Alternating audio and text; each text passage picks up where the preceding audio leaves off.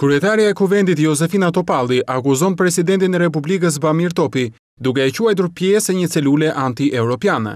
Deklarata e kryeparlamentares u bën në një konferencë të përbashkët për shtyp me njërin nga zëvendës presidentët e Bundestagut gjerman Eduard Oswald, duke folur për refuzimin e radhës që Bashkimi Evropian i bëri Shqipërisë. Për Topallin, fajtor kryesor janë presidenti dhe lideri i opozitës Edi Rama. Sigurisht që po.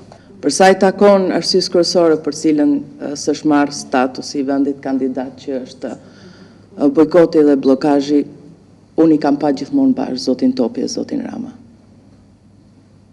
Gjatë gjithë këtyre viteve të kaluara.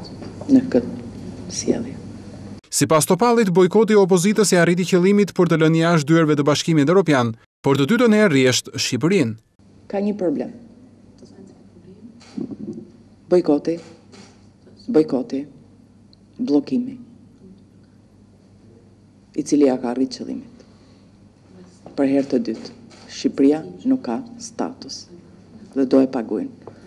Këtë sjellje të panevojshme, papranueshme, që natyrisht ka kostun e vet edhe në këndvështrimin e të rive, të rejave, qytetarëve në përgjithësi. Ndërsa kreu i delegacionit gjerman theksoi se progresi raporti i Komisionit Evropian për Shqipërinë do të shqyrtohet me vëmendje nga ligjvënësit në Bundestag.